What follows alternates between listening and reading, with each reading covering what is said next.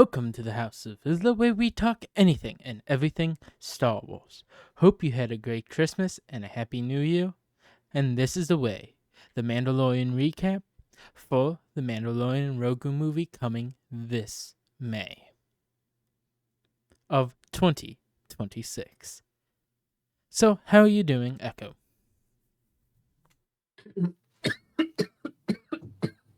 Excuse me. You still I'm have a doing pretty- cough.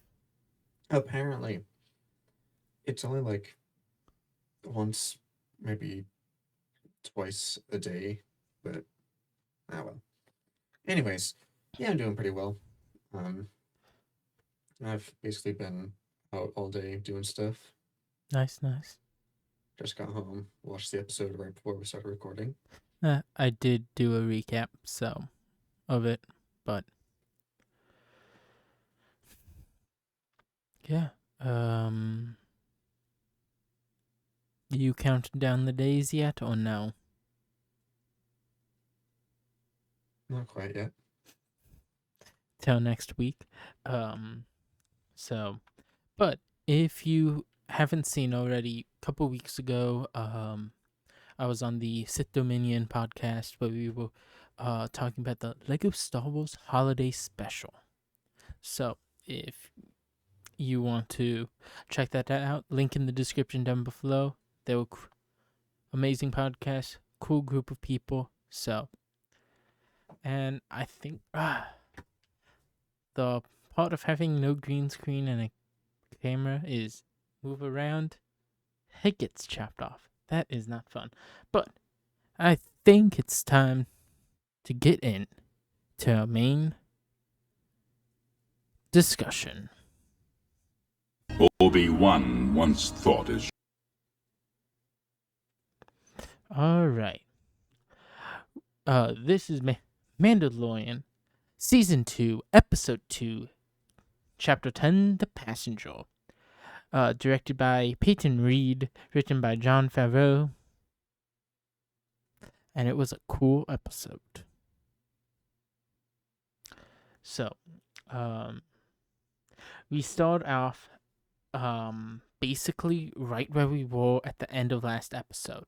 We see Mando on his speedo bike with Grogu just driving past, and now we're in like a trench scene. And this trench scene,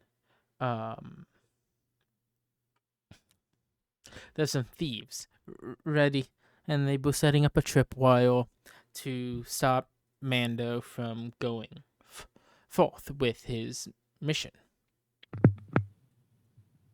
And yeah, his speedo bike's toast. Well, not his, but Pelimoto's. Yeah, but still, that's not fun.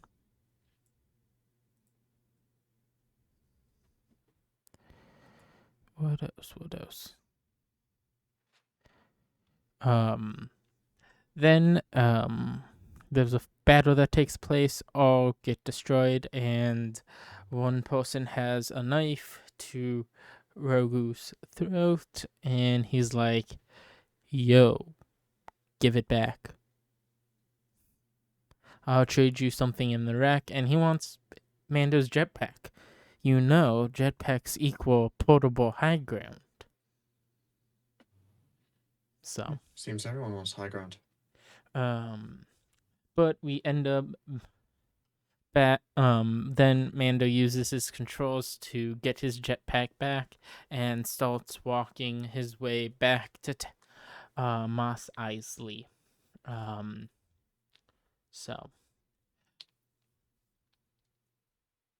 And he's back in the pub, looking for Palimado, who doesn't know of any Mandalorians, but willing to help him out by a contact. So, yeah, we're introduced to an unnamed alien who wants passage off Tatooine, called the Frog Lady. She's actually voiced by D. Bradley Baker, who you may recognize from the voice of the clones in the Clone Wars, alongside many other roles that I Yes. can't list all of them because there are so many. Basically, the whole Bad Batch cast. Yeah, yeah. A lot of the Clone Wars cast. Some stuff in Rebels too. Yeah. So, And he also had a role in The Force Awakens. So that's all cool. Then, but there's a catch. You can't use hypospeed. So, sublight engines it is. So, Mando goes off in this dangerous sublight journey across the space while protecting both the passenger's precious cargo, and Grogu. And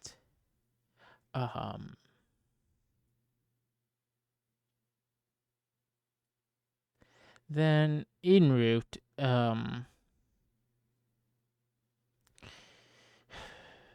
there's a patrol of New Republic officers. One of them being Dave Filoni himself as Trapper Wolf, which is cool. mm-hmm. And the other one?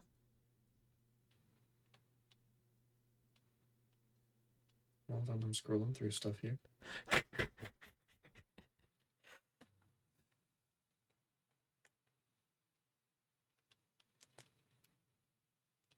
Actually, the one I'm looking at only shows Dave Filoni and not who the other one is.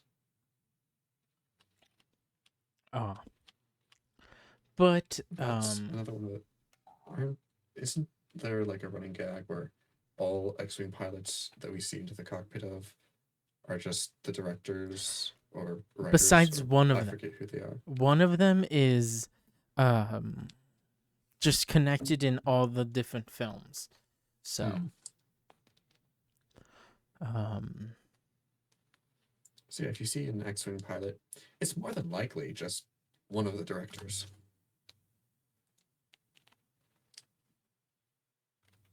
So, yeah. But in the bottom realm of Mando's ship, where the precious cargo is, Grogu starts committing genocide. So, That's one way to put it. but the pilots want to figure out what the Razor Crest's signature is, and then Din Djarin tries to escape, run from them, ends up crashing into an ice pit. Well, that's after a trench run scene. Star Wars seems to love them. Yes. And the X-Wings leave. And being stranded on a frozen world, Din assesses the damage, and the ship is barely functionable. Repairs would take time. Meanwhile, the Frog Lady uses the old droid from last season that got killed by Mando as a voice modulator to speak in Galactic Basic, aka English. So, Or Spanish or whatever your language on Disney Plus is selected as. yeah. Then he starts fixing his ship. The Frog Lady decides to walk to the nearby cave, unknowingly triggering the episode's biggest threat. But I mean, she went off to find some hot springs. Yeah. Like she laid some more eggs. Baby Yoda tried to steal a few, denied that by Mando. He instead went over to some eggs that were just sitting on the cave ground, which just so happened to be giant spider eggs. Yep. And these ice spiders have some massive start running. They're chasing out back to the Razor Crest. Some of those spiders begin climbing into the Razor Crest. It's falling apart. Mando has to use his flamethrower, and yeah, they're trapped. But the New Republic X-Wing fighters realized that Din helped Mando out, helped capture the people in the raid a couple episodes back, decided to save Din, Rogu, and the Frog Lady by returning fire on the spiders. And they basically say, yeah, we'll let you go, but fix your transponder and fly off. And Mando has work still to do. And seals up the door in the hall of the cockpit only and flies off into the sunset. I'm gonna say the way the Razor Crest flies as it takes off, a hole full of holes, one engine sputtering, going out, barely limping, drifting side to side as well. That's like trying to fly the XF5U in War Thunder. Yeah, If you don't know what that is, it's a really interesting plane. I don't. That's just looking it up if you don't know. But, yeah, recap's over. Time for the review part. But if you haven't, make sure to like and subscribe here to us on YouTube if you're listening to an audio platform. Please make sure to rate us, and yeah. But let's continue on to the review. Favorite moment shot of the episode.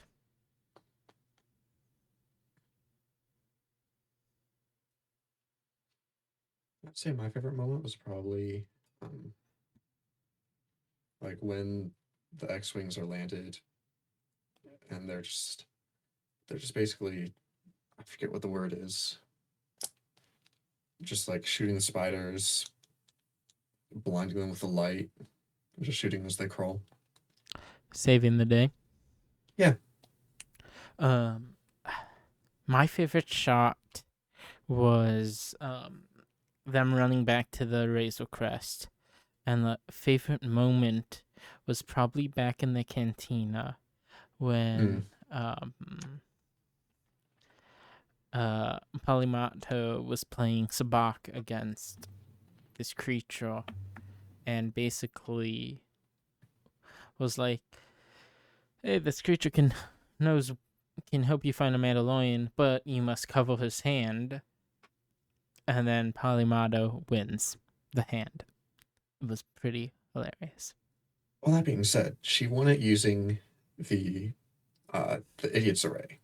Yes. Which I'm 90% sure is the only thing that has been mentioned about Sabak throughout the entire galaxy. Every single, like in Solo, in Rebels. I forget which of the animated ones it was in. Rebels. Every single hand that has been told is just the Idiot's Array. Lando Calrissian used the Idiot's Array to own Chopper, Harrison Doula's droid. So, yeah. Anything else you'd like to add about this episode?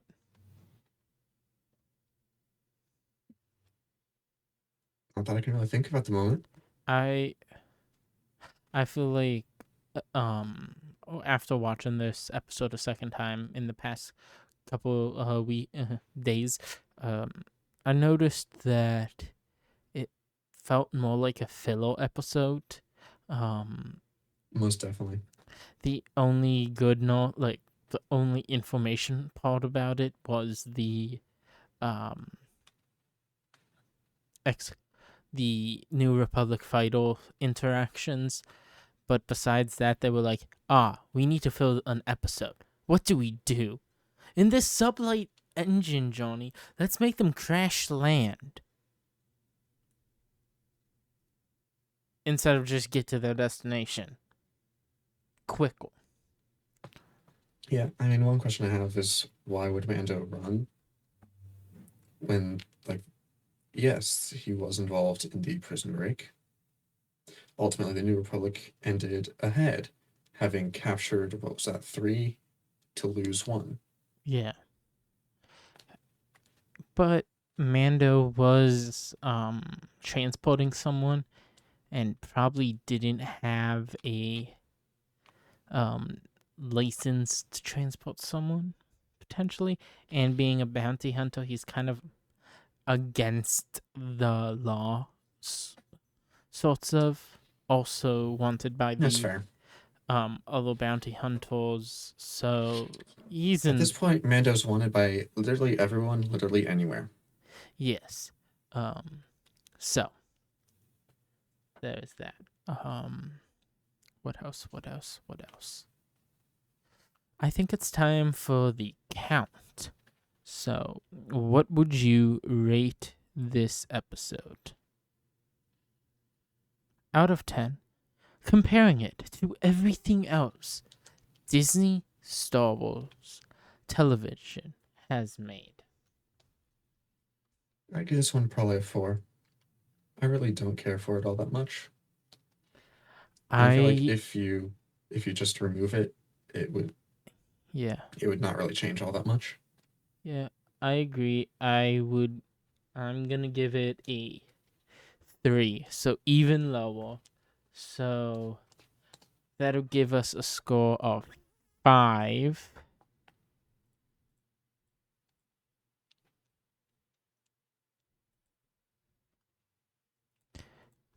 5.5, and I gotta bring that up. So there it is, a score of 5.5 Mando heads. Very low for an episode, but there's a lot better episodes out there. Plus, it's filler. If we skipped it, you would not. He traveled to this planet, but we didn't need to know. And his ship got damaged. Yeah, we didn't need to know why it happened. So, but,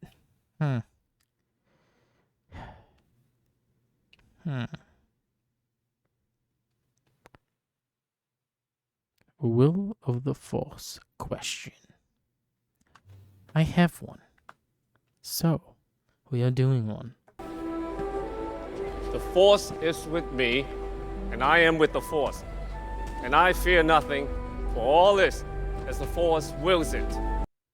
So, Will of the Force is when one of us proposes a random star scenario, we have to answer it, can't change our answer, and we don't know what it is. One of us, well, 2 of us, if Zephyr joins us, will not know what it is until it is said. So,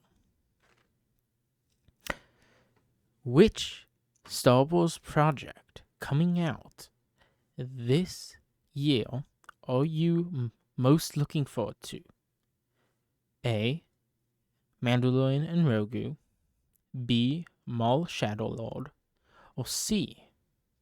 Ahsoka Season 2.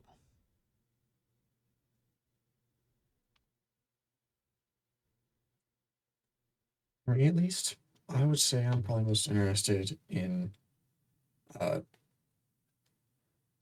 Maul, whatever it was you said. Shadowlord. That kind of tells you how much I keep up with what Star Wars is coming out with. I'm looking forward to the movie just because it's a Star Wars movie, which we haven't had a movie since 2019. Yeah. So 5+ years. So we need one, kind of. And 2005 was the last one, and then 14 or 15 was when Force Awakens came out. So that was 10 years. We have been due for a new movie. Mm-hmm. And it seems like Lucasfilm was waiting and waiting and doing TV shows instead. But a movie's nice. Hopefully, it has the ability to just give this event, an event feeling for Star Wars, instead of, oh, you can sit at home and watch this episode when it comes out type deal. Yeah. See, I probably would have been most excited for the movie, but Disney doesn't really have a good track record with me for Star Wars movies. Yes. As much as I loved Rogue One, they also came out with Solo. They also came out with The Rise of Skywalker and Last Jedi. Yeah. I honestly don't mind Force Awakens by itself all that much. But we also have Jon Favreau at the hand. One of the True. best directors. Director of Elf. Director of Iron Man, who kicked off the MCU. So he has a pretty good filmography, as well as he's directed 3 and showrunned and written 3 seasons of The Mandalorian. That's true. So he knows Star Wars. He enjoys it. He's a fan. So it should be well, but also Disney itself could have stuck some of their fingers into it and be like, hey, you have to do it this way to give us to go along and try to make more money. But I'm also just looking forward to seeing a Star Wars movie in theaters, because I saw Phantom Menace in theaters a couple years ago, but that was a re-release. Nothing special about it. No event of, oh, if you don't see this, you don't experience it in 3D or in a theater on a big screen. So, but yeah, Maul Shadow Lord is also cool. Also looking forward to it, because hey, Star Wars animation is good. Oh, here's the question. Besides, What would Fives choose? I don't know. Neither do I, really. Yeah, I think he would say the movie, just because, but I don't know. I am looking forward to Ahsoka season 2. Oh, yeah. But that's far out in comparison, and I don't really know how it's gonna be. Are we gonna spend a whole season on Peridia? Or is that just gonna be 1 episode or 2 episodes, and somehow Anakin saves the day and helps rescue them back? Or something like Anakin? that. Because Anakin is in the world between worlds. That's right. So if Anakin can pull Ahsoka into the world between worlds, Anakin could save them, open up a portal. So Yeah. But that's discussion That's all speculation. for another time. For when we get closer to Ahsoka season 2, and we aren't there yet. We've got a movie first. But Yep. I think that wraps it up, unless you have anything else you'd like to add. I don't really have anything else.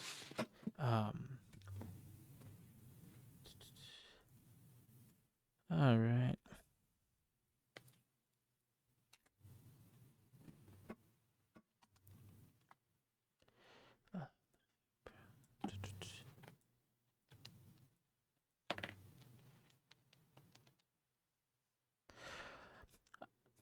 We do have a website, houseofvizsla.com.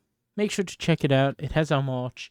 It has access to a newsletter, as well as just links to everything, to our Discord, to our social feeds, and we've got some collections of our merch, and we may get some new merch coming out. Don't know. I gotta make some more. I don't know. As well as you can see the latest from us all on this amazing website. So check it out. Yeah, don't forget to also check out our Discord. Where you can talk with us. We may hang out after episodes there, and if we start doing lives soon, maybe, I don't know. It depends on if I don't want to edit anymore and I've gotten my audio situation fixed. But with that said, may the Force be with you.